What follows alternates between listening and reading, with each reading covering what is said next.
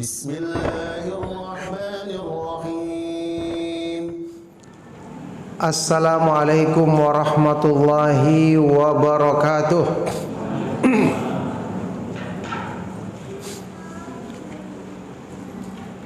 Innal hamdalillah nahmaduhu wa nasta'inuhu wa nastaghfiruh wa na'udzu billahi min syururi anfusina wa min sayyiati a'malina. May yahdihillahu fala mudhillalah wa may yudlil fala hadiyalah. Wa asyhadu an la ilaha illallah wahdahu la syarikalah wa asyhadu anna Muhammadan abduhu wa rasuluh. Ya ayyuhalladzina amanu taqullaha haqqa tuqatih wa la tamutunna illa wa antum muslimun. Ya ayyuhan nasu taqu rabbakumul ladzi khalaqakum min nafsin wahidah wa khalaqa minha zawjaha wa batha minhuma rijalan katsiran wa nisaa. Wattaqullaha alladzi tasaaluna bihi wal arham innallaha kana 'alaikum raqiba. Ya ayyuhalladzina amanu taqullaha wa qulu qawlan sadida yuslih lakum a'malakum wa yaghfir lakum dhunubakum wa may yuti'illaha wa rasulahu faqad faza fawzan 'azima. Allahumma salli wa sallim wa barik ala nabiyyina Muhammadin wa ala alihi wa ashabihi wa man tabi'ahum bi ihsanin ila yaumiddin, amma ba'du. Alhamdulillah, ibu-ibu, bapak-bapak, ikhwan dan akhwat fiddin rahimakumullah. Alhamdulillah, kita bersyukur kepada Allah Subhanahu wa taala.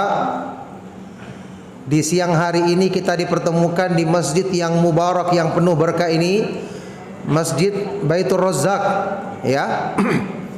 Ar-Razzaq itu kan nama Allah, ya. Ar-Razzaq, Maha pemberi rezeki. Alhamdulillah. Semoga Allah Subhanahu wa taala menjadikan dengan sebab kita mengadakan majelis ilmu di Masjid Baitur Razzaq ini, kita mendapatkan sebaik-baik rezeki dari Allah Subhanahu wa taala, yaitu rezeki yang berupa keimanan, istiqamah di atas agamanya, selalu berada di atas petunjuk Allah dan Rasulnya sampai kita menghadap Allah Subhanahu wa taala pada hari kiamat nanti. Amin. Alhamdulillah, ibu-ibu, bapak-bapak, ikhwan dan akhwat fiddin rahimakumullah. Di kesempatan siang hari ini kita akan mengadakan majelis saling menasihati, majelis ilmu, saling menasihati dalam kebaikan dan ketaatan kepada Allah. Dengan tema kajian kita di siang hari ini apa, ibu-ibu? Memahami hakikat tauhid. Taib. Kita semua sudah sering mendengarkan kajian tentang tauhid, betul kan? Betul ya? Apa yang kita pahami dari arti tauhid? Tauhid itu dalam bahasa Arab dari kata-kata wahid, artinya satu. Wahada berarti menjadikan satu, atau dalam terjemahan bahasa kita mengesakan, menunggalkan. Mengesakan Allah Subhanahu wa taala dalam apa? Dalam beribadah. Artinya hanya beribadah kepada Allah semata-mata dan tidak apa? Tidak menyekutukannya, tidak berbuat syirik, tidak menyekutukan Allah Subhanahu wa taala. Ini kajian insya Allah sering kita dengarkan dari para ustadz yang menyampaikan kajian akidah Ahlus Sunnah wal Jamaah. Pasti selalu menyampaikan tentang masalah tauhid. Kenapa? Karena tauhid adalah inti dakwah para nabi dan para rasul alaihi wassalatu wassalam. Inti ajaran Al-Quran, inti ajaran Islam. Karena mengesahkan Allah Subhanahu wa taala dalam beribadah adalah hak Allah yang paling agung. Coba kita lihat di dalam firman Allah Subhanahu wa taala di surat Al-Anbiya ayat ke-25. A'udzubillahi minasyaitonir rajim. Wa ma arsalna min qablika mir rasulin illa nuhi ilaihi annahu la ilaha illa ana fa'budun. Tidaklah kami mengutus seorang rasul pun sebelummu wahai Rasulullah, kecuali kami wahyukan kepadanya bahwasanya tidak ada sembahan yang benar, tidak ada Tuhan yang pantas disembah dengan benar selain aku, yakni selain Allah Subhanahu wa taala, maka beribadahlah kepadaku, beribadahlah kalian kepadaku semata-mata. Berarti para nabi dan para rasul diutus untuk menyerukan kepada umatnya agar beribadah kepada Allah semata-mata dan tidak ada sekutu baginya. Di surat An-Nahl ayat ke-36, walaqad ba'atsna fi kulli ummatin rasulan an i'budullaha wajtanibut tagut. Sungguh-sungguh kami telah mengutus kepada setiap umat seorang rasul. Untuk tujuan apa? Mengajak mereka, ani'budullaha, hendaknya kalian beribadah kepada Allah semata-mata dan menjauhi segala sesuatu yang disembah selain Allah. Ini yang namanya tauhid, Bapak Ibu dan jamaah sekalian rahimakumullah. Tauhid itu artinya mengajak hanya untuk beribadah kepada Allah dan tidak menyekutukannya. Apa itu ibadah? Ibadah itu ya salat, ibadah itu adalah berdoa, ibadah itu adalah menyembelih sembelihan, berkurban, ibadah itu adalah bernazar, berpuasa, kemudian ibadah yang batin, cinta, takut, berharap, tawakal, ridho, berserah diri dan semua itu hanya ditujukan kepada Allah Subhanahu wa taala semata-mata, dan itulah yang namanya tauhid. Ini gambaran secara umum. Sekarang begini, kenapa kita harus bahas lagi hakikat tauhid? Bapak Ibu dan jamaah sekalian rahimakumullah, kita perlu menyadari penyimpangan dalam masalah tauhid ini adalah penyimpangan yang sangat banyak terjadi. Karena masalah ini adalah perkara yang paling penting dalam Islam, maka fokus iblis untuk menjerumuskan manusia dari kebaikan besar ini juga paling besar. Dan ternyata apa? Manusia kebanyakan mereka terjerumus ke dalam perbuatan syirik. Iman mereka masih terjangkiti penyakit syirik, entah disadari atau tidak. Jadi jangan kita menganggap syirik ini tidak terjadi kok. Kenapa kita harus bahas? Kenapa terus kita bicarakan? Sedikit yang melakukannya, atau itu zaman dahulu saja, di zaman jahiliyah. Sekarang kita sudah tidak zaman jahiliyah lagi. Ini semua pemahaman yang keliru. Allah Subhanahu wa taala menegaskan di dalam Al-Qur'an. Kita buka di surat Yusuf ayat 106. Allah Subhanahu wa taala menyebutkan keadaan iman banyak atau bahkan kebanyakan mayoritas manusia. Apa yang Allah sebutkan di ayat ini? Wa ma yu'minu aktsaruhum billahi illa wa hum musyrikun. Dan tidaklah kebanyakan mereka, kebanyakan manusia beriman kepada Allah kecuali wahum musyrikun, mereka masih melakukan perbuatan syirik. Ini Allah yang menegaskan. Aktsaruhum, kebanyakan manusia belumlah beriman dengan benar, tapi kecuali mereka masih melakukan perbuatan syirik. Makanya Bapak Ibu dan jamaah sekalian rahimakumullah, seseorang itu kalau imannya benar, ya, pasti dia semakin takut imannya rusak. Orang kalau punya sesuatu yang berharga, sesuatu yang berharga ini akan dijaga baik-baik atau tidak? Pasti dijaga kan? Iya. Dan sesuatu yang berharga itu akan diintai oleh pencuri atau tidak? Ya pasti diintai. Siapa pencuri dalam hal ini? Iblis dan bala tentaranya. Orang itu imannya semakin kuat, pasti godaannya semakin besar. Makanya orang yang beriman itu butuh selalu meminta kepada Allah, meminta penjagaan imannya, meminta untuk selalu diperbaiki kekurangan-kekurangan dirinya.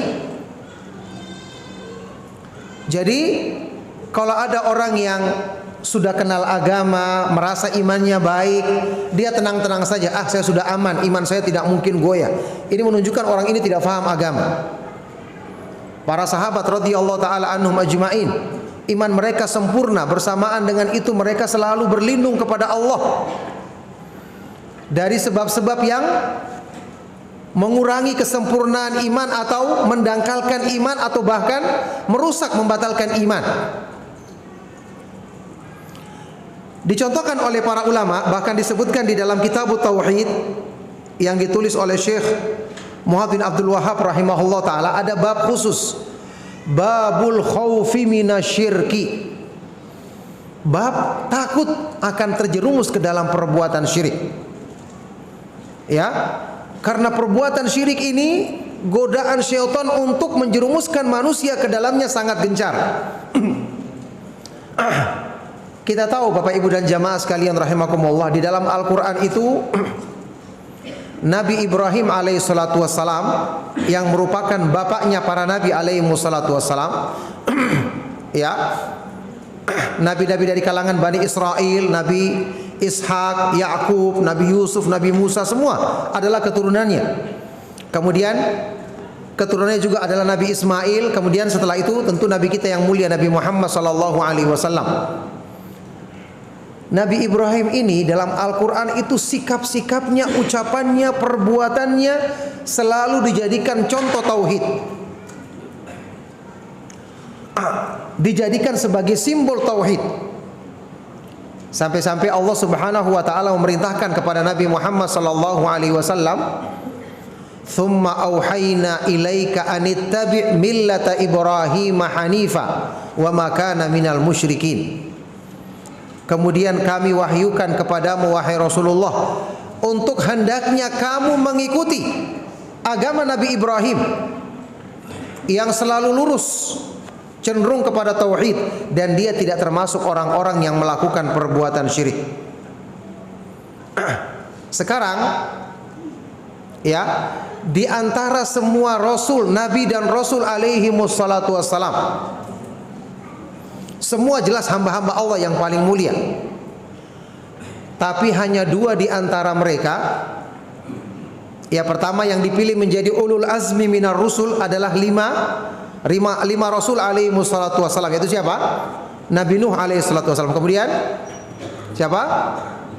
Nabi Ibrahim alaihi wassalatu wassalam. Kemudian Nabi Musa alaihi wassalatu wassalam. Kemudian Nabi Isa alaihi wassalatu wassalam, dan Nabi kita yang mulia Nabi Muhammad sallallahu alaihi wasallam. Di antara 5 ulul azmi, hanya 2 yang dipilih sebagai khalil. Khalilullah. Apa artinya khalil? Kekasih terdekat. Di dalam hadis riwayat Imam Muslim, Rasulullah sallallahu alaihi wasallam, "Innallaha qad ittakhadhani." Rasulullah sallallahu alaihi wasallam bersabda, "Innallaha qad ittakhadhani khalilan kama takhadha Ibrahim khalilan." Sesungguhnya Allah Subhanahu wa taala telah menjadikan aku sebagai kekasih terdekatnya, sebagaimana Allah menjadikan Nabi Ibrahim alaihissalatu wassalam sebagai kekasih terdekatnya. Hanya 2 nabi yang dipilih sebagai khalil. Oleh karena itu, ketika orang-orang banyak menyebutkan Nabi Muhammad sallallahu alaihi wasallam itu adalah Habibullah. Apa artinya Habib? Kekasih Allah. Ini tidak salah. Cuma ini bukan gelar yang khusus. Karena yang namanya kekasih Allah itu banyak, iya kan? Orang yang beriman kan semua dicintai oleh Allah. Innallaha yuhibbut tawwabina wa yuhibbul mutatahhirin, iya kan? Allah mencintai orang-orang yang bertobat dan orang-orang yang mensucikan dirinya. Setiap orang yang bertobat sungguh-sungguh adalah kekasih Allah. Berarti kalau dikatakan Nabi Muhammad SAW Habibullah, ini belum gelar yang khusus.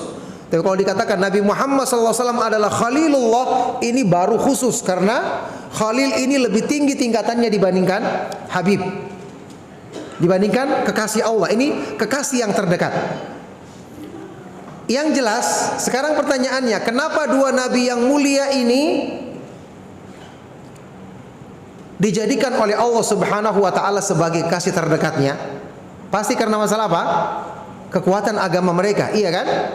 Kekuatan iman, kesempurnaan iman. Pasti karena ibadah mereka yang sangat sempurna. Ibadah mereka dua nabi yang mulia ini, alaihi wassalatu wassalam. Sekarang Nabi Ibrahim yang semulia itu, sekuat itu imannya, sekuat itu tauhidnya, ya, kecintaannya kepada Allah sangat luar biasa. Kita ingat kisah Nabi Ibrahim alaihissalatu wassalam diuji, diperintahkan oleh Allah untuk menyembelih putranya, iya kan? Putranya Nabi Ismail yang sedang disayangnya. Tapi karena kecintaannya kepada Allah melebihi dari siapapun, dia melaksanakan perintah tersebut. Dan putranya sendiri Nabi Ismail alaihissalatu wassalam, putra yang mulia, yang mendukung bapaknya untuk melaksanakan perintah tersebut. Tapi kemudian Allah Subhanahu wa taala gantikan dengan sembelihan yang besar. Ini nabi yang mulia. Ternyata Nabi Ibrahim alaihissalatu wassalam itu pernah berdoa kepada Allah, disebutkan di dalam surat Ibrahim ayat ke-35 sampai ke-36. Dia berdoa kepada Allah seperti ini. Ini yang saya katakan tadi, disebutkan di dalam kitab Tauhid. Dalilnya adalah ayat ini.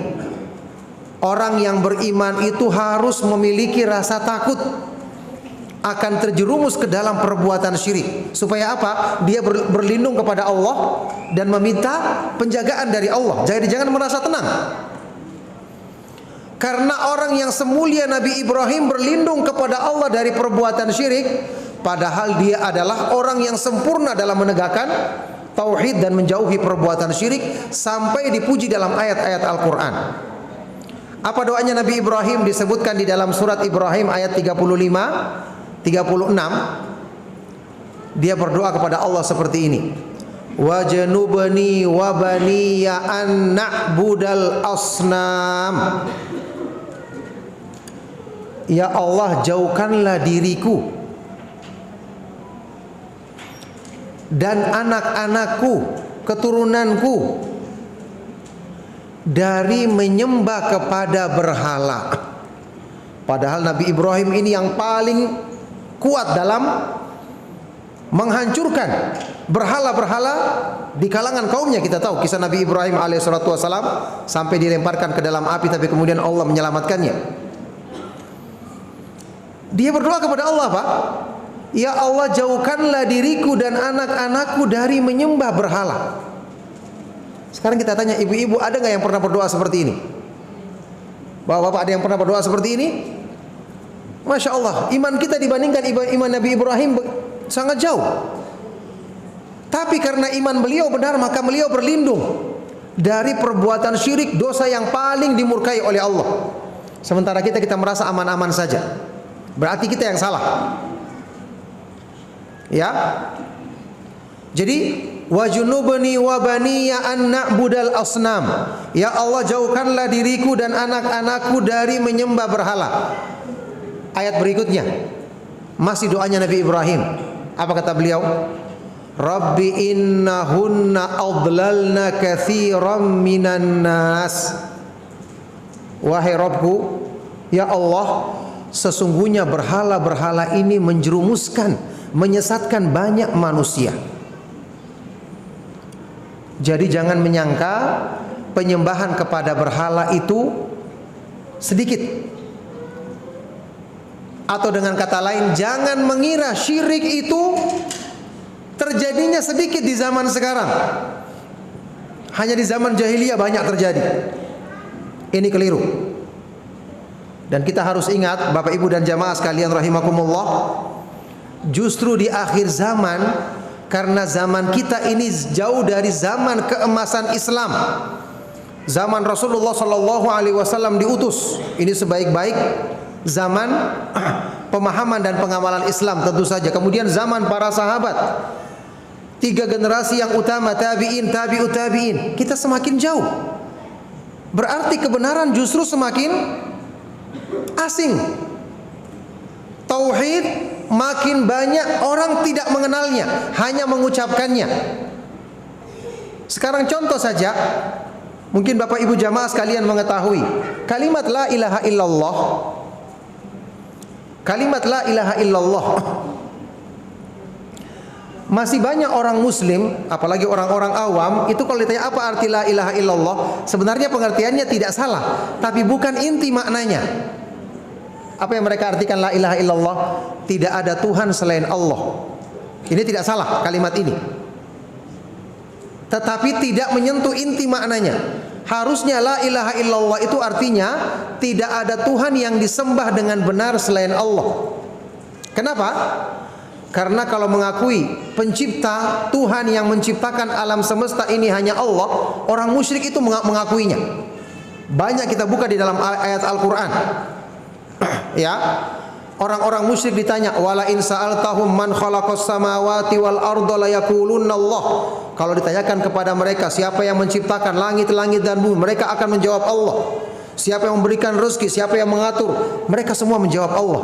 Kalau untuk rububiyah, mengakui penciptaan, pemberi rezeki, pengatur alam semesta, orang musyrik juga mengakuinya. Tapi yang mereka ingkari apa?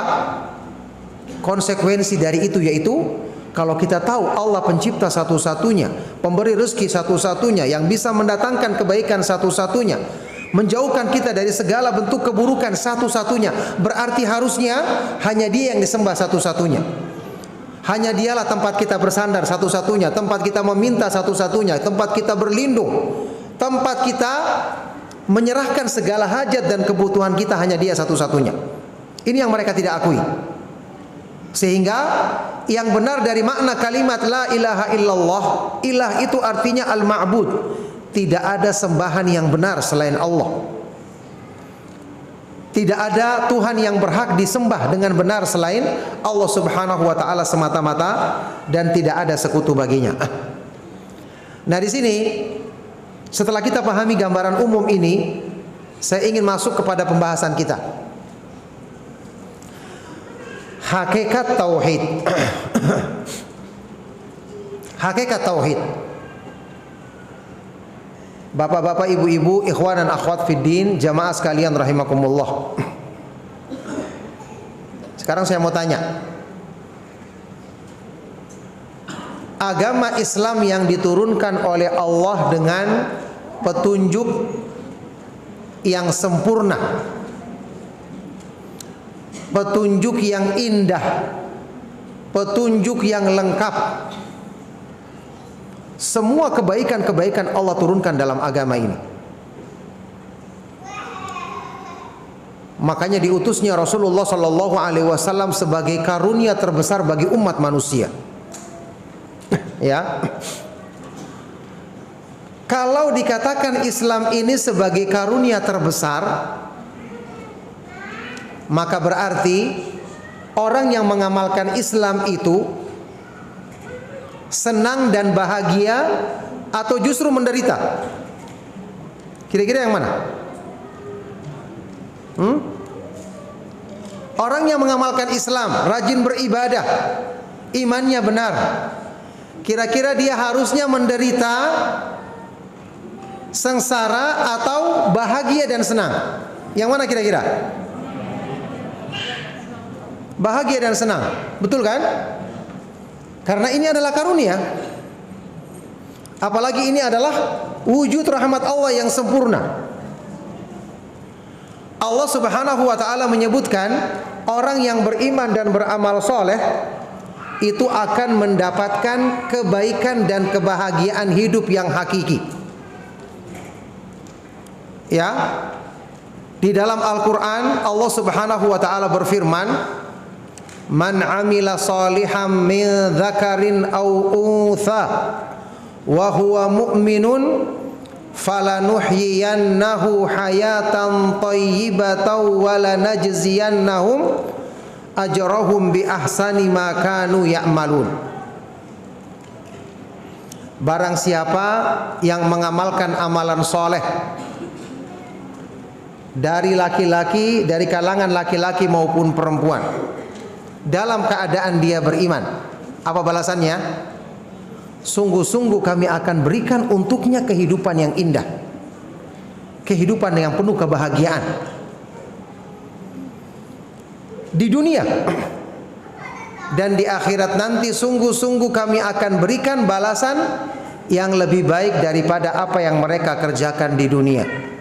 Jadi perhatikan ibu-ibu, bapak-bapak, jamaah sekalian rahimakumullah, iman dan amal soleh inilah yang menjadi sebab kita bahagia dunia akhirat. Maka orang yang berpaling dari petunjuk Allah, apalagi berpaling dari tauhid, pasti hidupnya sengsara.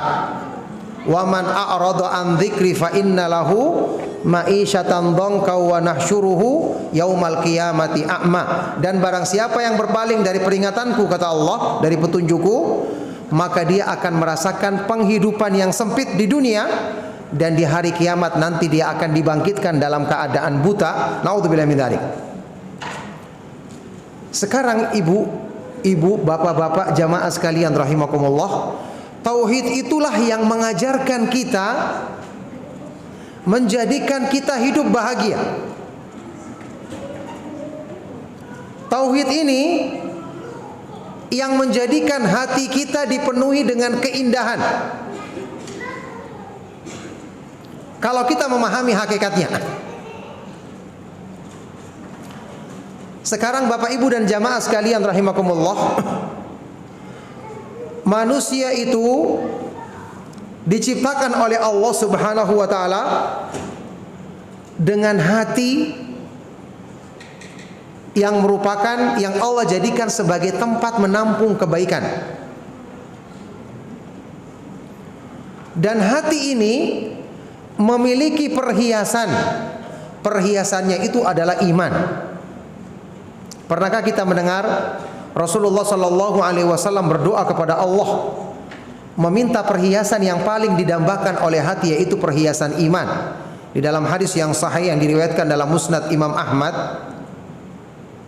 di dalam Sunan At-Tirmidzi dan yang lainnya, ini hadis juga dicantumkan oleh guru kita yang mulia Ustadz Yazid rahimahullah taala di dalam kitab doa dan wirid beliau.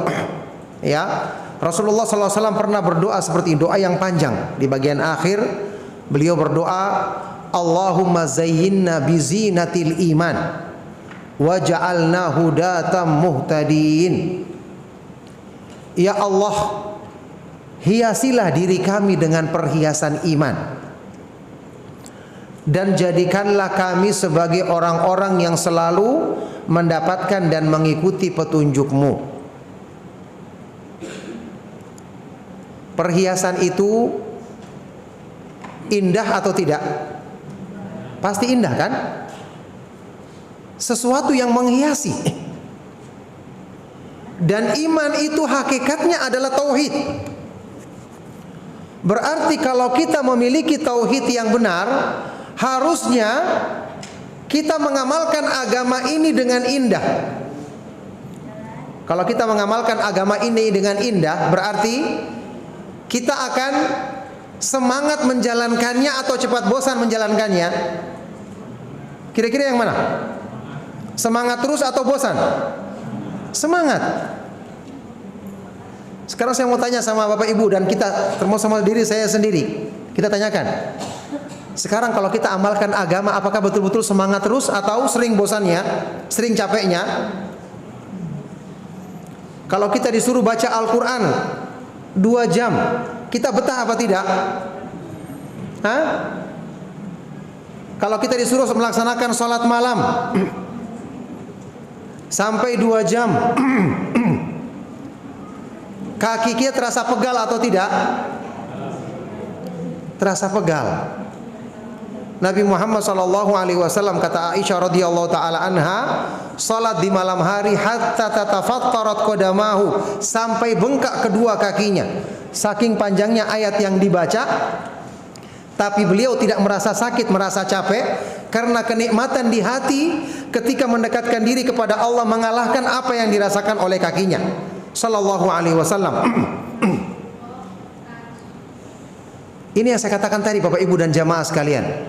Kalau benar-benar iman itu adalah perhiasan hati kita, pasti kita akan betah berlama-lama menjalankan agama ini.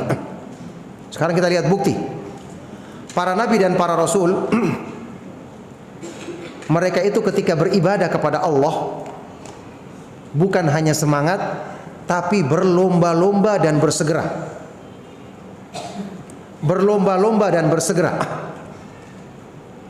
Coba lihat firman Allah Subhanahu wa taala di surat Al-Anbiya ayat ke-90. Di bagian tengah-tengah ayat Allah Subhanahu wa taala menyebutkan tentang para nabi dan para rasul. Innahum kanu yusari'una fil khairati wa yad'unana raghaban wa rahaban wa kanu lana khashi'in. Mereka adalah orang-orang yang selalu bersegera, berlomba-lomba melakukan kebaikan, dan mereka selalu berdoa kepada kami dengan perasaan takut dan berharap. Serta mereka adalah orang-orang yang selalu tunduk kepada kami. Di ayat yang lain Allah Subhanahu wa taala berfirman, ulaika yusari'una fil khairati wa hum laha sabiqun. Mereka adalah orang-orang yang selalu bersegera melakukan kebaikan dan berlomba-lomba mengerjakannya. Satu pertanyaan, Bapak Ibu dan jamaah sekalian rahimakumullah. Sesuatu yang kita berlomba, bersegera melakukan, menyenangkan atau tidak menyenangkan? Kalau ada sesuatu yang kita bersegera untuk melakukannya, berlomba-lomba untuk mendapatkannya, sesuatu ini menarik atau tidak menarik? Pasti menarik. Dan itulah yang dirasakan oleh para nabi dan para rasul alaihi wassalatu wassalam. Kita kan sering membaca ayat Al-Quran, fastabiqul khairat. Apa artinya? Berlomba-lombalah dalam kebaikan. Seandainya kebaikan dalam agama, ibadah, berdoa, membaca Al-Quran, menghadiri majelis ilmu, berzikir kepada Allah, seandainya ini menyusahkan, tidak mungkin Allah menyuruh kita berlomba-lomba. Berarti ayat ini seolah-olah basa-basi saja. Tapi Allah menyuruh di sini, memerintahkan kepada orang-orang yang benar-benar merasakan manisnya iman, nikmatnya iman. Siapa dia? Orang-orang yang bertauhid dengan benar, orang-orang yang imannya benar. Ya. Jadi Bapak Ibu dan jamaah sekalian rahimakumullah, keimanan itu digambarkan oleh Rasulullah sallallahu alaihi wasallam sebagai sesuatu yang manis, sesuatu yang lezat. Coba lihat di dalam hadis yang diriwayatkan oleh Imam Al-Bukhari dan Muslim dari Anas bin Malik radhiyallahu taala anhu, Rasulullah sallallahu alaihi wasallam pernah bersabda, dan hadisnya ini cukup terkenal, "Thalathun man kunna fihi wajada bihinna halawatal iman." Ada 3 perkara, barang siapa yang memiliki 3 sifat ini, barang siapa yang terdapat pada dirinya tiga sifat ini, maka dia akan merasakan apa? Manisnya iman. Manis itu menyenangkan apa tidak? Sesuatu yang dirasakan manis, menyenangkan atau tidak? Menyenangkan. Nah, iman ini digambarkan sebagai sesuatu yang manis, dan diterangkan di dalam Syarah Muslim An-Nawawi, ini rasa manis yang dirasakan secara hakiki, benar-benar dirasakan secara nyata di dalam hati. 3 sifat yang barang siapa memilikinya, dia merasakan manisnya iman. Apa 3 sifat ini? An yakunallahu wa rasuluhu ahabba ilaihi mimma siwahuma. dengan dia menjadikan Allah dan Rasulnya yang paling dicintainya melebihi siapapun, melebihi selain keduanya. Yang kedua, wa an yuhibbal mar'a la yuhibbuhu illa lillah. Dengan seorang hamba menjadikan kecintaannya kepada orang lain tidak lain cinta karena Allah. Tidak lain hanya karena cinta karena Allah. Dan yang ketiga,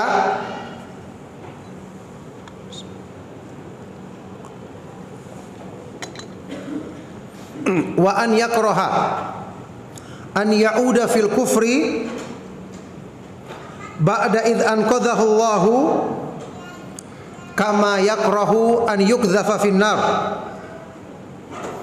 Dan dengan seorang hamba itu membenci untuk kembali kepada kekufuran setelah Allah menyelamatkan dirinya darinya, sebagaimana dia membenci, tidak suka untuk dilemparkan ke dalam api.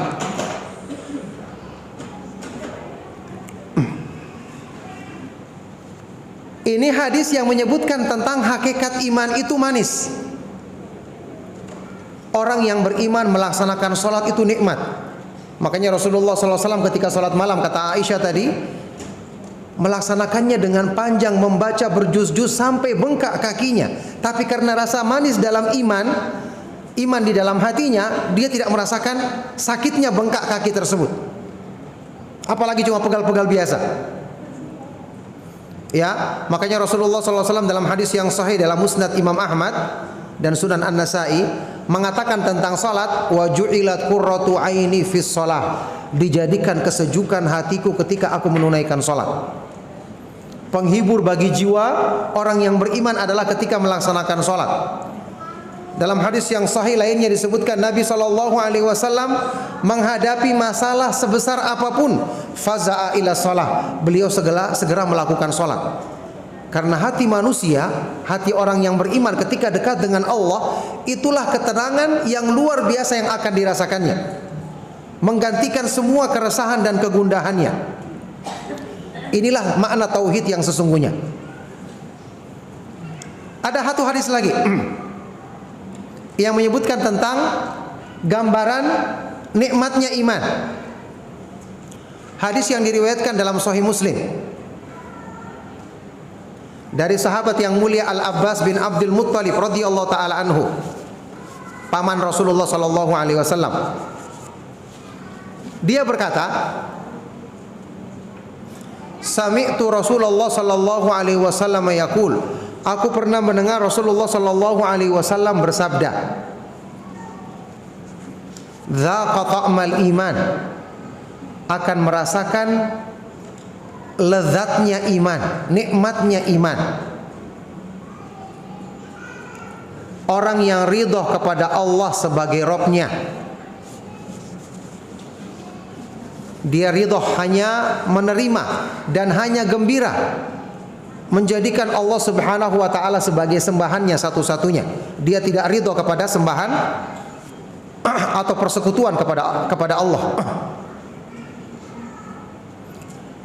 Jadi man radiya billahi rabban, orang yang ridha kepada Allah sebagai Rabb-Nya, Islam kepada Islam sebagai agamanya, dan kepada Nabi Muhammad sallallahu alaihi wasallam sebagai rasulnya. Dikatakan dalam hadis ini apa? Dia merasakan nikmatnya atau lezatnya iman. Berarti iman itu nikmat dan lezat.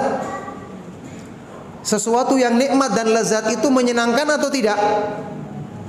Pasti menyenangkan. Jadi ini semua menggambarkan kepada kita, Bapak Ibu dan jamaah sekalian rahimakumullah, bahwa orang yang imannya benar, tauhidnya benar, harusnya begini dia beribadah kepada Allah. Dia gembira, dia merasakan nikmat. Hatinya ketika sedang gundah dan gelisah, ketika dia berzikir kepada Allah, hilang semua, berganti menjadi rasa tenang, rasa damai, rasa lapang. Alladzina amanu wa tatma'innu qulubuhum bi dzikrillahi, ala bi dzikrillahi tatma'innu al-qulub. Orang-orang yang beriman dan hati mereka menjadi tenang ketika berzikir kepada Allah, ketika mendekatkan diri kepada Allah.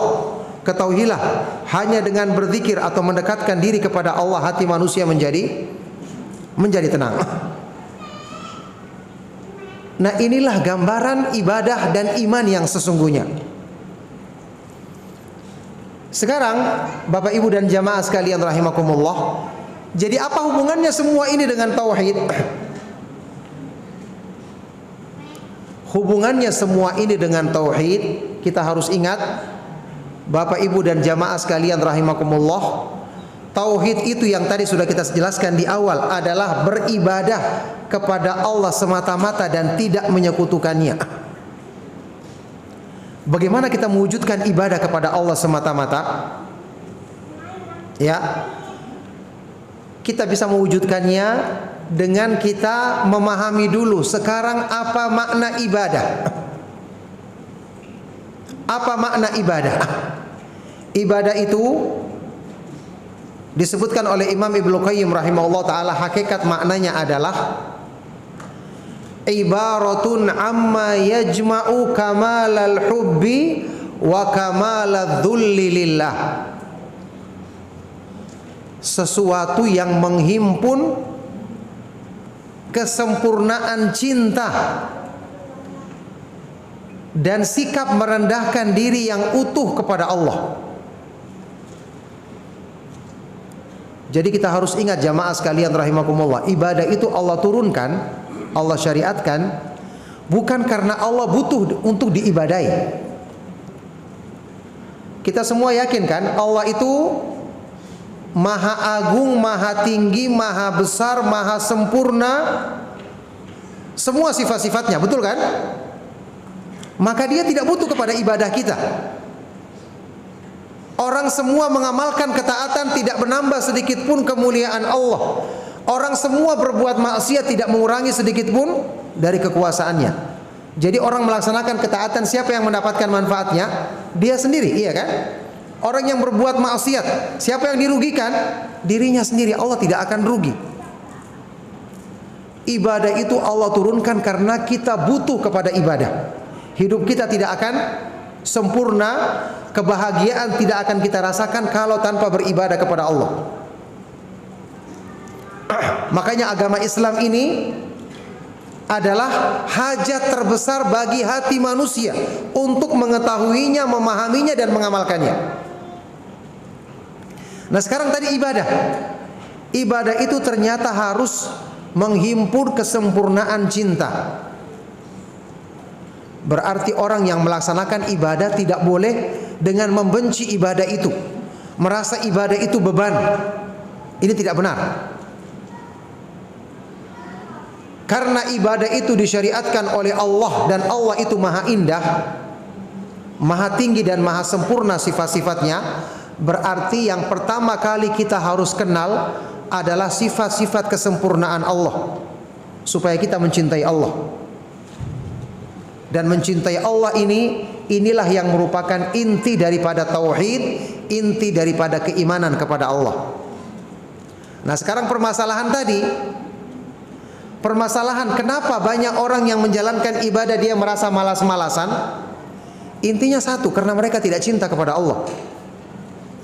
Jadi Bapak Ibu dan jamaah sekalian rahimakumullah, coba kita ingat dalam kehidupan kita.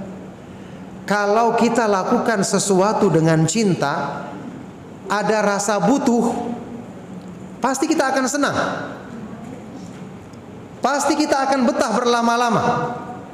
Orang misalnya punya hobi sesuatu, Masya Allah, hobinya ini akan dikerjakan terus, akan dikejar sampai mengeluarkan biaya besar. Kenapa? Dalam hatinya ada kecintaan. Padahal ini jelas cinta yang salah, karena berlebihan. Bagaimana kalau kita cinta kepada Allah Subhanahu wa taala? Pasti ibadah kita menjadi nikmat. Berzikir kepada Allah akan menghilangkan semua kegundahan kita. Dan ini yang dirasakan oleh Rasulullah sallallahu alaihi wasallam dan para sahabat radhiyallahu taala anhum ajmain. Ya, makanya di dalam kitab Al-Fawaid ada penjelasan dari Imam Ibnu Qayyim. Ya, cinta itu menjadikan sesuatu itu kita rasakan nikmat. Kaidahnya seperti ini. Kaidah yang kata beliau, al-ladzatu tabi'atun lil mahabbah. Kelezatan itu mengikuti rasa cinta. Kalau kita ingin merasakan nikmatnya sesuatu, kita harus mencintainya. Bagaimana caranya kita mencintainya? Kita kenal kebaikan-kebaikannya, kita kenal kesempurnaannya, kita kenal keindahannya, kebutuhan kita terhadapnya. Makanya agama Islam ini adalah agama yang diturunkan penuh dengan keindahan dan kesempurnaan. Seandainya kita benar mempelajarinya, apalagi yang mensyariatkannya, Allah Subhanahu wa taala. Allah memiliki al-asmaul husna, walillahil asmaul husna fad'uuhu biha. Allah memiliki nama-nama yang maha indah, maka berdoalah kepada Allah, beribadalah kepada Allah kalian dengan nama-namanya yang maha indah. Ini maha indah, ini terjemahan kita, karena dengan cara inilah kita bisa mengungkapkan al-asmaul husna. Kita artikan nama-nama yang maha indah, artinya mencapai puncak dalam kemaha indahannya. Allah memiliki sifat-sifat maha tinggi dan maha mulia, maha agung, maha besar. Itu semua diterangkan di dalam ayat-ayat Al-Quran, di dalam hadis-hadis Rasulullah SAW. Kalau kita mempelajarinya, kita akan mengenali sesuatu yang maha indah. Pasti kita akan mencintainya, bahkan lebih daripada kecintaan kita kepada apapun. Nah, disinilah ada satu jenis tauhid yang banyak dilupakan, tauhidul asma was sifat. Mengenal, mentauhidkan Allah dalam nama-nama dan sifat-sifatnya. Bapak Ibu dan jamaah sekalian rahimakumullah, manusia itu punya tabiat asal di hatinya, yaitu apa?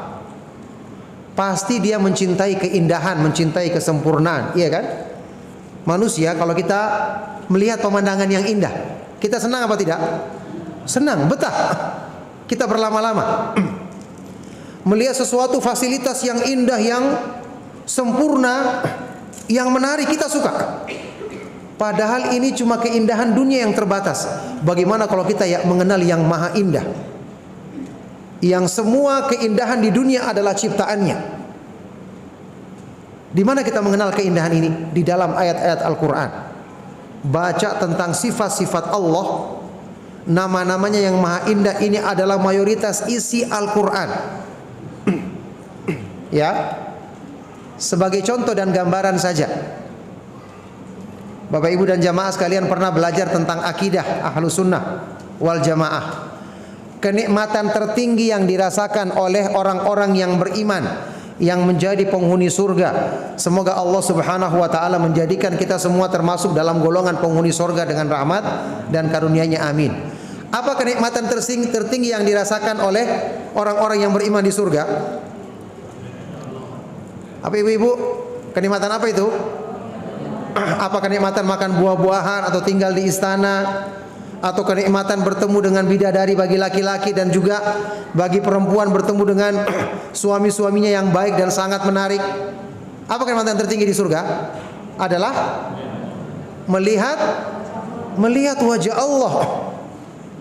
Bukan kenikmatan surga meskipun itu nikmat, tapi ketika manusia telah bertemu dengan yang maha indah, penghuni surga sampai melupakan kenikmatan surga yang lain, karena Allah itu maha indah. Apa dalil yang menyebutkannya? Ya, dalil yang menyebutkannya adalah banyak. Di antaranya hadis sahih riwayat Imam Muslim dari sahabat yang mulia Suhaib ibnu Sinan Ar-Rumi, Abu Yahya. Ya, Suhaib radhiyallahu taala anhu. Dia berkata, sami'tu Rasulullah sallallahu alaihi wasallam yaqul, aku pernah mendengar Rasulullah sallallahu alaihi wasallam bersabda, idza dakhala ahlul jannatil jannata, jika penghuni surga telah masuk ke dalam surga. Semoga Allah Subhanahu wa taala memudahkan kita termasuk ke dalam golongan mereka dengan rahmat dan karunia-Nya, amin. Qala Allah azza wa jalla, ketika itu Allah berfirman di hadapan penghuni surga. Apa yang Allah katakan? hal turiduna syai'an azidukum, wahai penghuni surga, apakah kalian ingin ada tambahan dari kenikmatan yang sudah kalian rasakan? Penghuni surga belum tahu apa tambahannya ini. Apa jawaban mereka? Alam tubayyit wujuhana, alam tudkhilnal jannata wa tunjina minan nar. Ya Allah, bukankah Engkau telah menjadikan putih berseri wajah-wajah kami? Bukankah Engkau telah masukkan kami ke dalam surga, selamatkan kami dari neraka? Qala, kata Rasulullah SAW, ketika itulah fayakshifu anil hijab, Allah menutupi wajahnya yang maha mulia, menyingkap hijab yang menutupi dirinya yang maha mulia. Dan ini memang kenikmatan yang Allah khususkan bagi penghuni surga di akhirat nanti. Fama u'tu syai'an ahabba ilaihim minan nadhari ila rabbihim azza wajal, maka ketika itulah penghuni surga tidak merasakan satu pemberian yang lebih tinggi, yang lebih mereka cintai daripada ketika bertemu dan memandang wajah Allah Subhanahu wa taala. Kemudian Rasulullah SAW membaca firman Allah, lilladzina ahsanul husna wa ziyadah, bagi orang-orang yang berbuat kebaikan dia akan mendapatkan pahala yang terbaik, yaitu surga, dan tambahannya yaitu memandang wajah Allah Subhanahu wa taala yang maha mulia. Coba lihat, kenikmatan surga itu tinggi, nikmatnya luar biasa.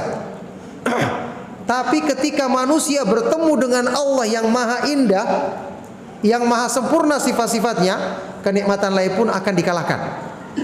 Sama dengan di dunia. Kalau kita mengenal nama-nama dan sifat-sifat Allah dengan benar, pasti kita akan mencintai Allah.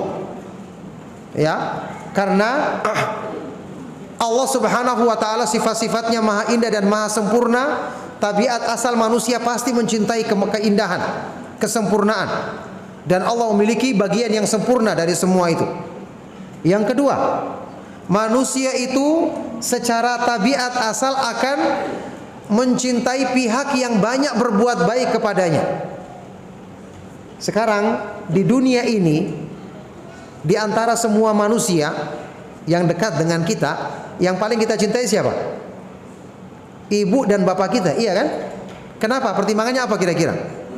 Karena mereka yang paling banyak kebaikannya kepada kita. Apalagi ibu kita yang melahirkan kita, menyusui, mengasuh, kemudian bapak juga yang menafkahi kita. Kita ingat semua ini, kita akan mencintai mereka. Jangankan orang tua kita, kita punya teman yang suka menolong, suka memberi hadiah, suka membantu, pasti kita lebih sukai dibandingkan orang lain. Sekarang ingat kebaikan-kebaikan dan limpahan rahmat Allah. Ya, menciptakan kita, memberikan berbagai macam nikmat kepada kita.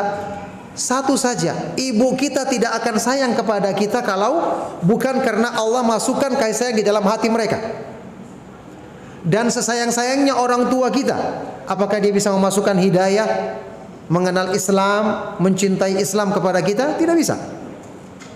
Ya, yang Maha Kuasa memasukkan taufik, mencintai Islam, mempelajari Islam, mengamalkan sunnah, mengamalkan tauhid, hanya Allah Subhanahu wa taala semata-mata. Cukup dengan nikmat ini mengalahkan semua nikmat yang lain. Apalagi semua nikmat yang kita dapatkan adalah dari Allah Subhanahu wa taala. Makanya kalau kita renungkan nikmat-nikmat Allah, pasti kita akan mencintainya. Ya. Jadi hakikat tauhid itu adalah kita beribadah kepada Allah dengan kecintaan dan ketundukan yang utuh. Kalau kita beribadah kepada Allah dengan rasa cinta, disinilah kita akan merasakan nikmatnya ibadah itu. Karena sesuatu yang kita lakukan dengan cinta, pasti kita akan rasakan nikmat. Kalau kita sudah merasakan nikmatnya ibadah, kita akan bisa khusyuk. Kita akan bisa khusyuk. Karena khusyuk itu lahir dari rasa nikmat kita menjalankan sesuatu. Ya, gambaran sederhana saja. Ada seorang ibu yang berpisah sama anaknya. Anaknya mungkin belajar di pesantren atau di tempat lain. Kemudian anaknya ini pulang liburan. Kita dapati ibu ini atau bapaknya mungkin ketika bertemu dengan anaknya, orang yang dicintainya, dia betah untuk ngobrol berlama-lama, mungkin sampai lupa makan, sampai lupa waktu. Kenapa? Bertemu dengan yang dicintai, padahal ini kecintaan biasa. Bagaimana kalau kita mencintai Allah? Kita bertemu, mendekatkan diri kepadanya di waktu sholat, waktu kita berdoa, pasti kita akan lupa kepada yang lain. Dan disinilah kita akan merasakan kenikmatan. Sebagaimana yang dikatakan oleh Rasulullah SAW tentang sholat tadi, wa ju'ilat qurratu aini fis sholati. Dijadikan kesejukan hatiku ketika aku melaksanakan sholat, dijadikan penghibur bagi jiwaku ketika aku menunaikan sholat. Pernah Rasulullah SAW di dalam hadis sahih yang lainnya, di dalam sebuah perjalanan bersama para sahabat di siang hari terik, tiba masuk waktu sholat. Rasulullah SAW berkata kepada Bilal, "Ya Bilal, aqimis salata fa'arihna biha." Wahai Bilal, kumandangkanlah adzan sholat supaya kita beristirahat dalam sholat kita, supaya kita merasakan ketenangan dalam sholat kita. Ini kata Imam Ibnu Qayyim rahimahullah ta'ala, dulu orang-orang yang soleh itu, mereka dulu kalau ingin istirahat, menenangkan diri, mereka melaksanakan sholat. Makanya sholatnya mereka panjang, karena mereka bergembira, bersenang-senang di dalamnya. Beda dengan orang-orang yang imannya lemah, mereka justru ingin beristirahat dari sholat. Makanya sholat-sholat mereka rata-rata pendek, singkat, tapi tidak padat. Ya, karena mereka tidak mencintai Allah. Jadi di sini berarti permasalahan yang berhubungan dengan kurangnya tauhid dan keimanan kita adalah bagaimana menumbuhkan rasa cinta kita kepada Allah.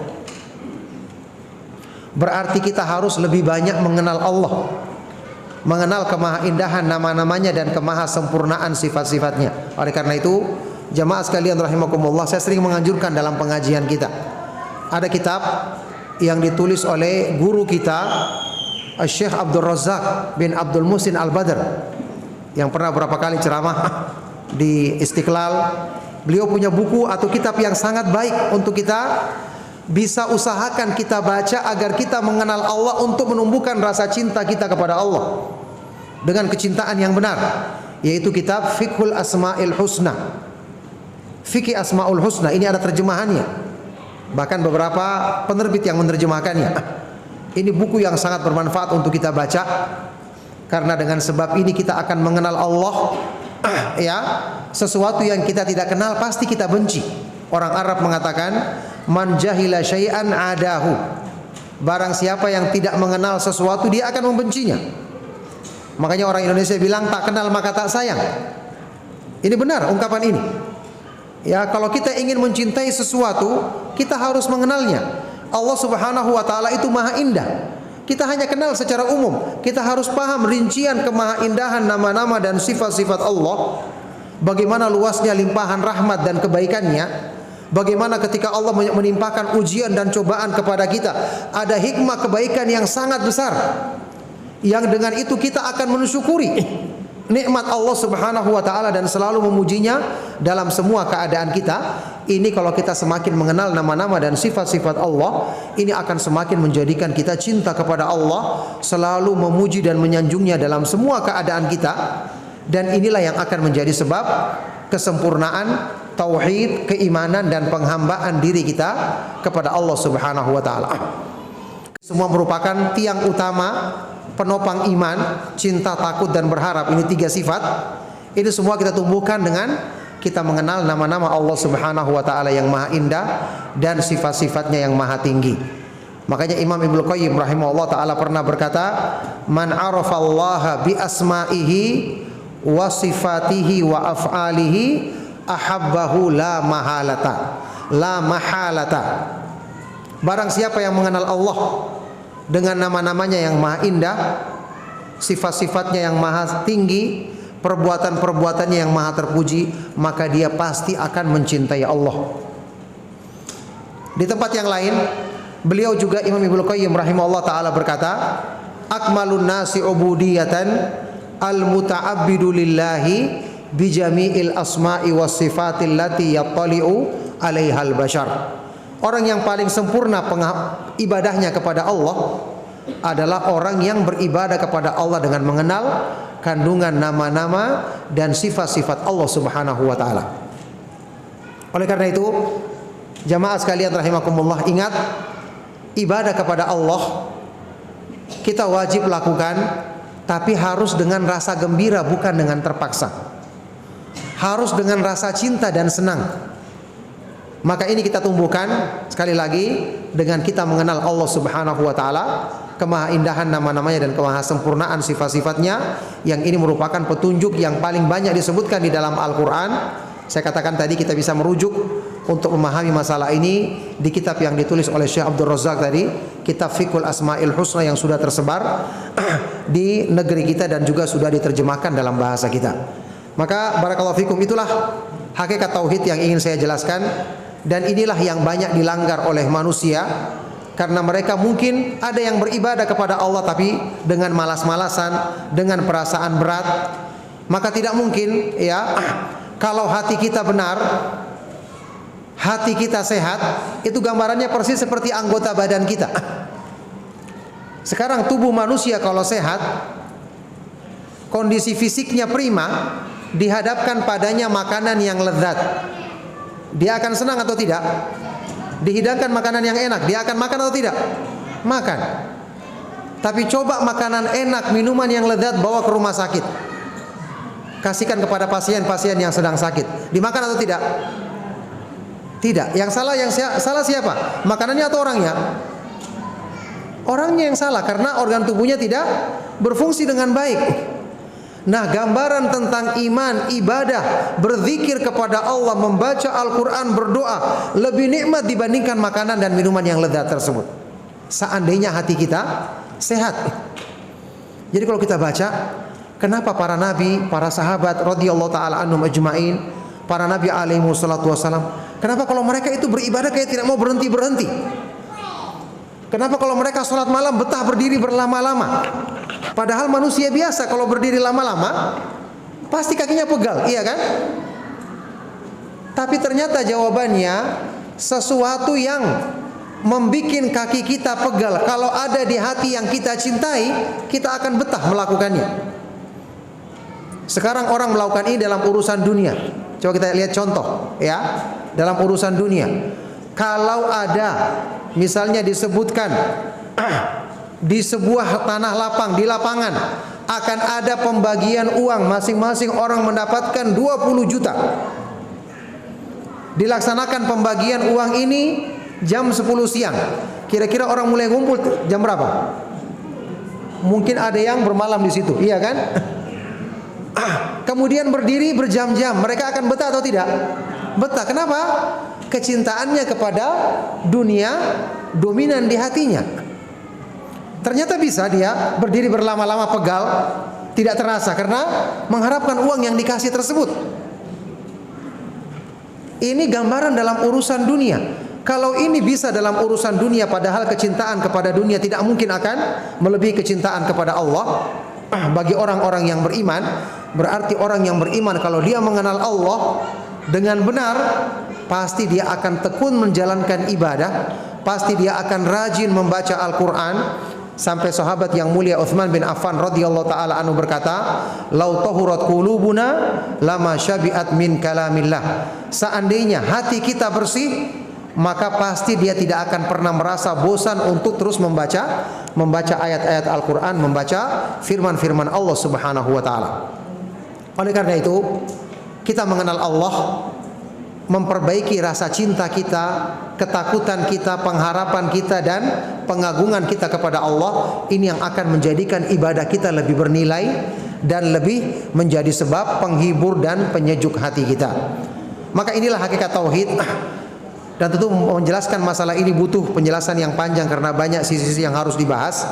Ya, maka semoga Allah Subhanahu wa taala memudahkan kita untuk terus belajar tentang iman, belajar tentang tauhid, karena inilah yang merupakan sebab yang menjadikan kita bahagia di dunia dan di akhirat.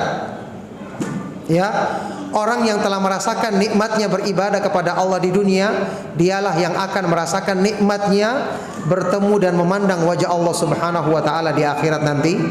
Ada pernyataan dari Syekhul Islam Ibnu Taimiyah rahimahullah taala yang mengatakan, "Inna fid dunya jannatan man lam yadkhulha la yadkhulu jannatal akhirah. Sesungguhnya di dunia ini ada surga, barang siapa yang belum masuk ke dalam surga di dunia ini, maka dia tidak akan masuk ke dalam surga di akhirat nanti. Surga di dunia itu adalah kenikmatan ketika melaksanakan sholat, nikmatnya ketika berzikir kepada Allah, nikmatnya ketika menuntut ilmu. Barang siapa yang belum merasakan kenikmatan ini, kata beliau, maka dia tidak akan merasakan kenikmatan surga di akhirat nanti. Naudzubillah min dzalik. Maka semoga Allah Subhanahu wa taala senantiasa memudahkan bagi kita sebab-sebab yang menguatkan dan menyempurnakan keimanan kita kepadanya. Semoga Allah Subhanahu wa taala senantiasa memudahkan kita untuk terus menuntut ilmu, mendapatkan ilmu yang bermanfaat, yang mewariskan amalan soleh. Maka demikian kajian kita di siang hari ini, semoga bermanfaat dan bisa kita mengambil faedahnya. Kemudian kita akan menjawab pertanyaan-pertanyaan sebelum kita akhiri kajian. Barakallahu fikum.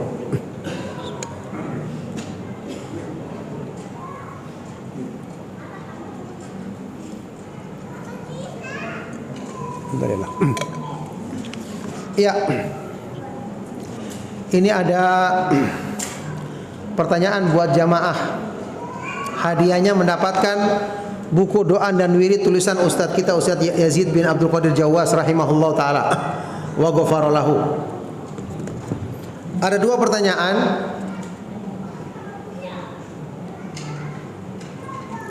Pertama, doa berlindung dari kesyirikan. Ya, silakan Pak.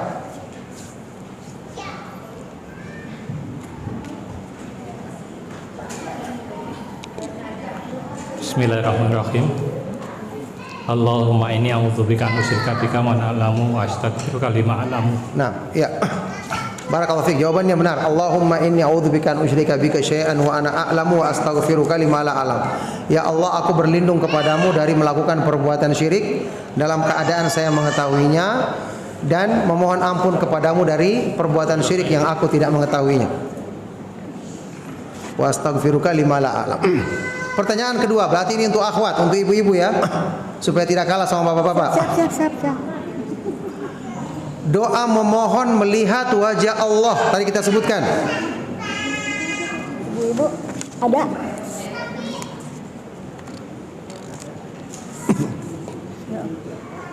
Saya coba ya Ustaz ya. Ya. Allah ini as'aluka lazatan tadullah wajhika wa sawfi ilaika fi ghairi dur'abilati wa fitatudilah. Iya, benar. Allahumma inni as'aluka lidzatan nadhari ila wajhika wa syauqa ila liqa'ika fi ghairi dharra'a mudirratin wala fitnatin mudillah. Ini hadisnya panjang, di antaranya itu doanya. Ya Allah, sesungguhnya aku mohon kepadamu kelezatan memandang wajahmu dan kerenduan bertemu denganmu di dunia, tanpa ada bahaya yang mencelakakan dan tanpa ada fitnah yang menyesatkan. Itu benar dan itu hadisnya sahih. Ya, dapat hadiah ibu yang jawab tadi. Alhamdulillah.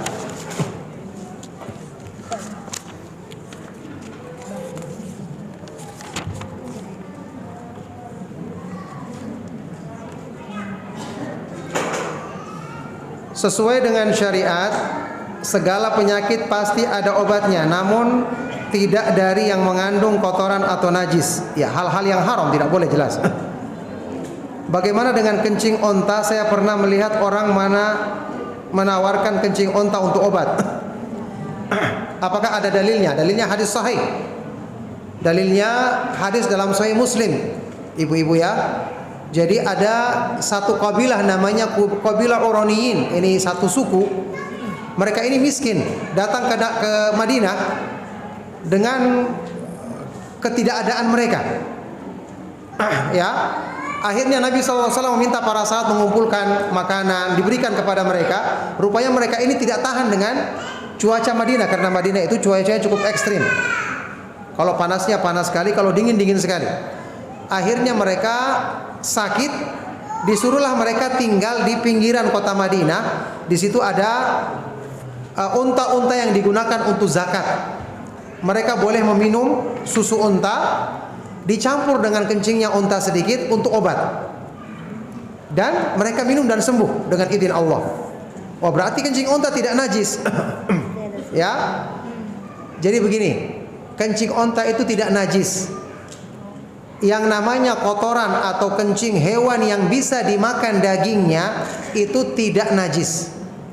Makanya Nabi SAW membolehkan kita sholat di kandang kambing.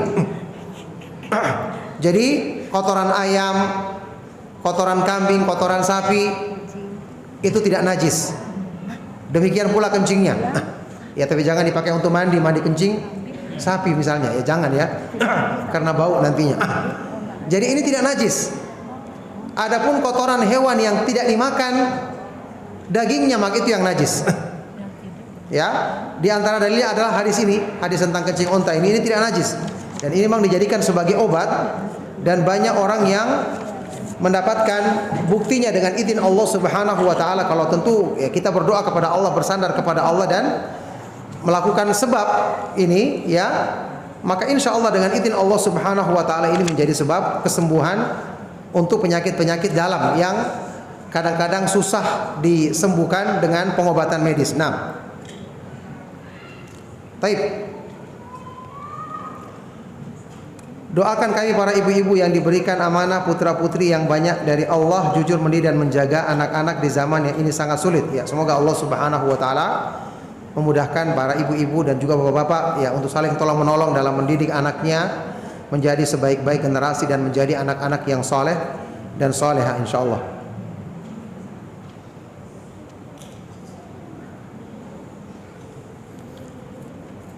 Ya, sehari-harinya selalu menempel ke ibunya, dengan ibunya butuh ditemani dan main belajar dan lain-lain, padahal pekerjaan rumah pun menunggu untuk diselesaikan. Seringkali pada akhirnya kami memberikan tontonan di gadget yang kami sadari banyak sekali keburukan di dalamnya. Dan walaupun kami berusaha memberikan tontonan yang baik, tetap ada saja tontonan kurang baik yang juga dapat diakses. Iya, memang yang namanya mendidik anak itu kan kemuliaan bagi perempuan, dan disitulah tempat dia berjihad. Sesuatu yang berjihad memang butuh kesungguhan. Sebagaimana kaum laki-laki mencari nafkah di luar juga banyak tantangannya, banyak cobaannya, maka demikian pula ibu-ibu. Dan tentu ini pahala dan keutamaannya besar. Inilah yang menjadi sebab mereka dimuliakan oleh Allah Subhanahu wa taala ketika bisa melaksanakan tugas dan kewajiban dengan sebaik-baiknya. Mereka dapatkan keutamaan yang besar, keutamaan yang tinggi di sisi Allah Subhanahu wa taala. Ya. Rasulullah SAW dalam hadis yang sahih pernah bersabda, Inna rajula la turfa'u lahu darajatuhu fil jannah. Ada seorang yang ketika di akhirat nanti dia masuk surga, dia dapatkan kedudukannya sangat tinggi, yang dia tahu amalnya tidak sampai ke situ. Maka dia bertanya kepada Allah, ya Rabb, anna li hadza, bagaimana saya mendapatkan kedudukan ini? Maka dijawab, bistighfari waladika laka, karena banyaknya permohonan ampun yang dibacakan oleh anakmu untukmu. Ya, ini anaknya anak yang soleh, selalu mohonkan ampun, mendoakan kebaikan, maka orang tuanya mendapatkan kedudukan yang tinggi di surga yang dia sendiri merasa heran kenapa bisa mencapai kedudukan tersebut. Ya, ini keutamaan seseorang yang bersabar untuk mendidik anaknya, ya, untuk mengasuhnya dengan sebaik-baiknya. Adapun yang masalah berhubungan dengan penggunaan gadget tadi, ya kita atur, kita berusaha untuk mengendalikan, kita berusaha untuk mengawasi mereka, membatasi apa yang mereka tonton, hal-hal yang bermanfaat saja atau hal-hal yang tidak melanggar agama saja. Dan ini tentu merupakan bagian dari usaha seorang ibu untuk bersungguh-sungguh dalam mendidik anaknya dan mendapatkan pahala dan keutamaan yang besar di sisi Allah Subhanahu wa taala. Nah, afwan jika seorang ibu tidak mengerti tentang salat, baca Al-Qur'an karena orang tua zaman dulu buta huruf dan lingkungan yang tidak mendukung belajar agama, apakah orang tua kita tetap diazab oleh Allah? Allah Maha mengetahui tentang siapa yang dia itu ada udzur sehingga tidak bisa belajar. Yang jelas Allah Subhanahu wa taala berfirman dalam Al-Qur'an, "Wa ma kunna mu'adzibina hatta nab'atsa rasula." Kami tidak akan mengadab seseorang sampai kami mengutus rasul kepadanya. Ada orang yang ketika diutus rasul padanya dalam keadaan dia sudah pikun atau dalam keadaan mungkin dia gila, tidak sempurna akalnya, ini tentu tidak bisa disamakan dengan orang yang sampai kepadanya dakwah, dia bisa belajar, dia bisa paham, tapi dia melalaikannya. Dan Allah Maha mengetahui semua ini. Ya, ini kalau sekarang misalnya ada orang tua seperti ini, kita bisa berusaha mendidik dia, mengajarkan kepadanya agar bisa menghafal Al-Quran dengan cara kita bacakan, suruh dia ikuti. Insya Allah dia akan bisa mengikutinya. Kalau dia sudah berusaha terus tidak bisa, ini baru ada udzur kan, karena terpaksa kondisinya. Dia baca sesuai yang dia mampu. Tapi kalau masih bisa diajarkan bacaan Al-Fatihah dan bacaan surat-surat yang pendek, meskipun kita ulang-ulang, dia ulang-ulang supaya dia hafal, maka ini yang harusnya kita usahakan ya, untuk kita berusaha mengajarkan orang tua yang seperti ini keadaannya. Izin bertanya Pak Ustadz, kala tiba masuk adzan sering saya dilanda kantuk namun tidak sampai tertidur. Untuk menjaga wudhu, apakah gangguan syaitan mampu mengalahkan rasa cinta kita kepada Allah walaupun kita berusaha untuk bersemangat bertemu Allah saat sholat? Mohon nasihat. Ya, selalu berlindung kepada Allah dan bisa dilakukan dengan meruqyah diri sendiri. Jadi syaitan itu atau kebanyakan jin itu ketika menyerang manusia itu menyerang di pikirannya. Menyerang di pikirannya supaya dia bisa menguasai pikiran, akhirnya ya mengendalikan misalnya khayalan kita, rasa kantuk dan seterusnya. Maka yang seperti ini kita berlindung kepada Allah, kita berdoa kepada Allah Subhanahu wa taala. Kemudian kita bisa mengusirnya. Ya, kita bisa mengusir jin tersebut dengan kita berdoa kepada Allah, kemudian kita menyuruhnya pergi. Meskipun kita bicara dengan diri kita sendiri, dengan izin Allah itu bisa. Ya, karena bermuamalah sama jin itu seperti bermuamalah dengan manusia, kata Syekhul Islam Ibnu Taimiyah. Jadi kita bisa menyuruhnya pergi, kita bacakan Al-Quran, atau kita berdoa kepada Allah. Ingat, kalau kita dizalimi kan doa kita akan tidak terhalangi dari Allah Subhanahu wa taala. Kita katakan, ya Allah, sungguhnya syaitan ini atau jin ini menzalimiku ya Allah, maka kalau dia ingin menggangguku, timpakan kepadanya azab, timpakan kepadanya kebinasaan dan seterusnya. Berdoa kepada Allah dengan sungguh-sungguh, insya Allah ini akan dihilangkan. Karena kita dizalimi dan Allah menjanjikan pengabulan doa bagi hamba-hamba yang terzalimi. Nah, masih ada pertanyaan, silakan.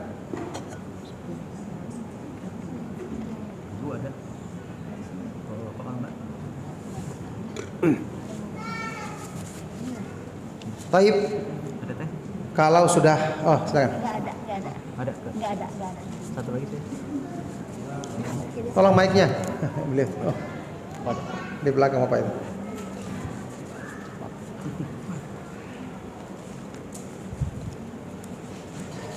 Baik, makasih. Bismillah. Assalamualaikum warahmatullahi wabarakatuh. Ustaz. Waalaikumsalam. Mungkin ini juga pernah ya sering disampaikan. Kalau zaman dulu memang zaman Nabi Ibrahim itu kan tadi disampaikan bentuknya lebih konkret gitu ya, menyekutukan gitu ya, dalam bentuk berhala-berhala gitu Ustaz ya. Kalau sekarang itu kan relatively ya mungkin gak ada ya bentuk fisik konkret berhala gitu ya. Tapi bukan berarti gak ada gitu kan Ustaz ya. Nah, mungkin bisa dikasih nasihat Ustaz. Jangan-jangan nih ada hal-hal yang bukan sepele ya, hal-hal yang kita nggak sadari gitu ya, ternyata kita lengah gitu ya, termasuk dalam kategori menyekutukan gitu ya. Ini kan khawatir banget ya Ustaz ya, baik untuk kita orang tua maupun untuk anak-anak kita gitu ya. Nah, saya ambil contoh apakah ini termasuk atau enggak gitu Ustaz ya. Misalnya mungkin bukan bapak-bapak gitu ya, ada di tengah-tengah kesibukan gitu, apapun kesibukannya, terus sudah masuk azan panggilan gitu ya, terus kadang-kadang itu aduh nanggung kerjaannya dikit lagi, aduh nanggung masih ada meeting, atau aduh nanggung nih ada ya apalah gitu ya. Mungkin buat ibu-ibu juga aduh nanggung nih masak gitu, atau nanggung lagi belanja nih padahal sudah waktunya azan, tanggunglah bayar dulu dan lain-lain gitu. Nah, apakah itu masuk kategori itu gitu ya, atau bentuk-bentuk lain seperti apa yang patut kita curigai, waspadai gitu ya Ustaz ya. Yang kedua, boleh nggak seperti ini? Jadi memang nggak mudah ternyata menemukan lezatnya iman gitu ya pada saat kita melakukan ibadah ya mungkin bukan kita, saya aja mungkin kadang-kadang membaca Al-Quran ada kejenuhan gitu ya di waktu yang cukup lama gitu ya. Tapi tadi ilustrasi yang dunia tadi begitu ada iming-iming 20 juta gitu, bahkan berjam-jam kita nunggu gitu ya. Nah, apakah kita kalau belum merasakan langsung gitu, apakah boleh ini ya bukan berhalu ya, apa berangan-angan bahwa kalau kita melakukan ibadah begini nih begitu nikmatnya nanti gitu ya di akhirat misalnya kayak gitu, terus buat motivasi gitu, apakah boleh seperti itu gitu. Yang kelima Ustadz, ketiga ya, terima kasih. Tadi konfirmasi aja Ustadz, buku fikih Asmaul Husna itu ini ya Ustadz ya, Profesor Dr. Abdul Razak bin ini ya, Abdul Musin, betul ya Ustadz ya, yang biru ini ya. Nanti mungkin bisa beli Masjid DKM, nanti bisa ditaruh di sini santri biar baca juga nanti. Mungkin itu ada Ustadz. Terima kasih. Assalamualaikum warahmatullahi wabarakatuh. Ya, barakallahu fikum. Pertanyaan yang sangat baik sekali dari beliau tadi dan memang sangat berkaitan dengan masalah pembahasan tauhid kita. Tadi saya katakan pembahasan tauhid ini masalahnya panjang dan ketika saya ingin melanjutkan ternyata sudah waktu. Jadi intinya begini, kenapa tadi saya tekankan masalah kita harus menguatkan rasa cinta kepada Allah, kita harus menguatkan rasa bergantung kita kepada Allah, takut kita kepada Allah, berharap kita kepada Allah. Karena seperti yang tadi beliau tanyakan, bisa jadi hal-hal yang ada di sekitar kita justru yang menjadi dominan di hati kita, sehingga mengurangi harusnya yang kita isi untuk cinta kepada Allah, takut kepada Allah, berharap kepada Allah. Sekarang begini, hati itu digambarkan para ulama, dia seperti wadah. Al-qulubu aw'iyatun. Hati manusia itu adalah wadah. Ini kayak mangkok begitu. Artinya, dia itu harus selalu diisi. Kalau tidak diisi dengan cinta, takut dan berharap kepada Allah, maka akan diisi dengan cinta kepada dunia, berharap kepada makhluk, takut kepada setan misalnya. Karena ketika dia lemah diisi dengan hal-hal yang seharusnya ditujukan kepada Allah, maka syaitan akan mengisinya dengan hal-hal yang buruk. Dan ketika itu dominan di hati, maka itulah yang akan menjadi sebab hati itu berpaling kepada selain Allah Subhanahu wa taala. Makanya contoh tadi, perbuatan syirik di zaman sekarang bukan lagi dalam wujud berhala, tapi bergantung kepada apa yang ada di sekitar kita. Sampai misalnya bisa jadi orang bergantung kepada obat, kepada dokter, atau kepada herbal, apa saja, ketika dia berlebihan menganggap benda tersebut sebagai sebab yang menyembuhkannya. Dia bergantung kepada uang atau hartanya. Sampai Nabi SAW dalam hadis sahih riwayat Bukhari Muslim pernah bersabda, Ta'isa abdud dinar, ta'isa abdud dirham. Celakalah orang yang menjadi hamba uang emas, hamba uang perak. Berarti dia menghambakan diri sampai bergantung berlebihan, mencintainya, termasuk pekerjaannya dicintai melebihi. Ketika adzan dikumandangkan dia tidak segera meninggalkannya, berarti pengagungannya terhadap pekerjaannya lebih besar. Maka ini bisa membawa kepada kesyirikan. Meskipun mungkin tidak langsung, tapi lama-kelamaan akan menjadi dominan di hatinya, sehingga menjadikan kecintaannya kepada Allah semakin lemah. Justru pengagungannya terhadap pekerjaannya tadi yang lebih besar. Ini termasuk hal-hal yang bisa menjerumuskan ke dalam perbuatan syirik besar. Naudzubillahi min dzalik. Nah, jadi yang seperti ini ya, ini harus dilatih diri kita. Kita harus berusaha untuk mengalahkan hal tersebut. Kalau hati kita sudah terlanjur diisi dengan hal-hal yang bersifat duniawi tadi, maka kita harus banyak membersihkan kotoran penyakit hati, banyak berdoa kepada Allah, bertobat dari dosa-dosa tersebut, kemudian banyak melatih hati kita supaya lebih mengutamakan kecintaan kepada Allah Subhanahu wa taala, pengagungan dan pemuliaan kepada Allah, mendahulukan rasa takut dan pengharapan kepadanya dibandingkan hal yang lain. Makanya ada pernyataan dari Imam Ibnu Qayyim rahimahullah taala yang menyebutkan tentang hakikat syirik sesungguhnya. Kata beliau, inna asla syirki wa qaidatahu allati bunya 'alaiha at-ta'alluqu bi ghairillah. Sesungguhnya asal ya perbuatan syirik dan landasannya yang semua bangunan syirik dibangun di atasnya itu adalah at-ta'alluqu bi ghairillah, ketergantungan atau keterikatan kepada selain Allah Subhanahu wa taala. Jadi berhala, kenapa orang menyembah berhala? Karena dia menganggap berhala itu bisa mendatangkan penjagaan bagi dirinya, bisa menghilangkan bencana bagi dirinya. Maka kalau itu bentuknya dulu berhala, maka sekarang apapun yang kita jadikan seperti itu, tempat bersandar kepada selain Allah, maka dia jadinya adalah berhala, meskipun bentuknya mungkin bukan patung atau seperti berhala-berhala di zaman jahiliyah. Nah, jadi bisa jadi merupakan fasilitas yang ada saat ini yang kita miliki itu yang jadi berhala, kalau sampai kita jadikan dia sebagai tempat bergantung kepada selain Allah Subhanahu wa taala. Nah, yang kedua tadi masalah kita berhayal atau membayangkan. Jawabannya untuk motivasi diri kita sendiri memang kita harus seperti itu. Kita harus berangan-angan, harus optimis dalam kebaikan. Kita harus selalu berdoa kepada Allah. Kita harus berusaha menundukkan, meyakinkan diri kita, nafsu kita bahwa kebaikan dan kemuliaan itu adalah dengan selalu kembali kepada Allah Subhanahu wa taala, dengan selalu membaca Al-Qur'an dan merenungkan isinya, dengan selalu mendengarkan majelis ilmu yang bermanfaat, dengan selalu menjalankan sholat. Awalnya akan terasa berat, tapi nafsu itu kalau sudah ditundukkan, lama kelamaan dia akan tunduk dan akan mudah untuk diajak kepada ketaatan. Rasulullah SAW bersabda dalam hadis riwayat Bukhari dan Muslim, huffatil jannatu bil makarih wa huffatin naru bis syahwat. Surga itu dilingkupi dengan hal-hal yang berat awalnya dikerjakan oleh nafsu. Maka kita harus tundukkan, kita harus paksa supaya nanti bisa menembus penghalang untuk masuk surga. Sedangkan neraka dilingkupi dengan hal-hal yang disukai oleh syahwat, memperturutkan nafsu, mengikuti keinginannya, akhirnya ujung-ujungnya ketemu neraka. Naudzubillahi min dzalik.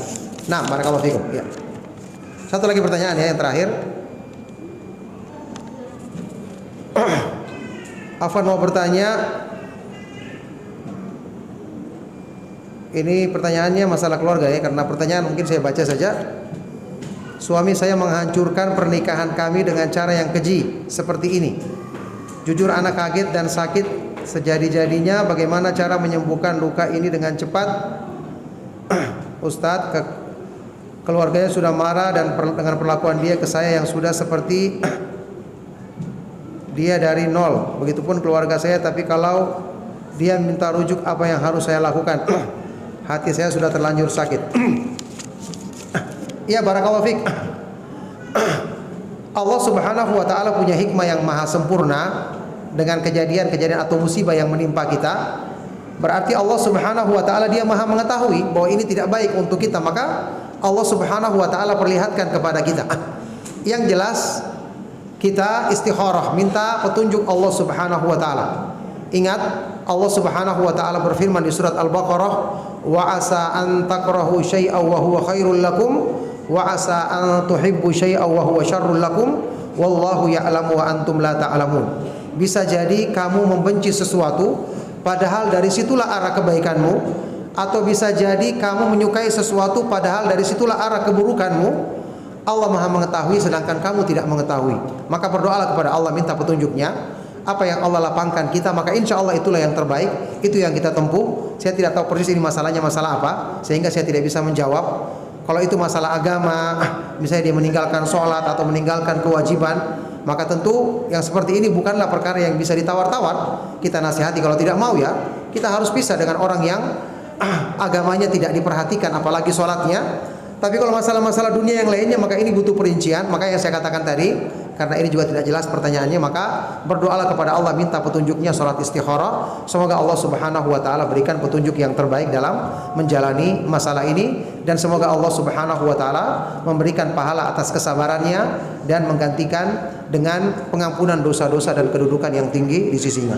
Baik, demikianlah kajian kita di kesempatan siang hari ini. Mohon maaf atas segala yang salah dan kurang. Kita akhiri. Sallallahu wasallam mubarak ala nabiyina Muhammad wa ala alihi wa ashabihi wa man tabi'ahum bi ihsanin ila yaumiddin. Walhamdulillahi rabbil alamin. Subhanakallahumma wa bihamdika asyhadu an la ilaha illa anta astaghfiruka wa atubu ilaik. Wassalamu alaikum warahmatullahi wabarakatuh.